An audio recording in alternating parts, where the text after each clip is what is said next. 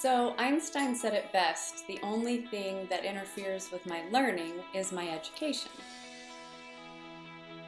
When we make the material relevant to them, they become passionate about learning, but they don't call it that because that's not what it feels like. So becoming a lifelong learner is more about finding out what your strengths are, then discovering what your passions, talents, and gifts are, then developing skills which will serve those gifts, and then you become a lifelong learner because you've found your passion and you continually want to learn about it.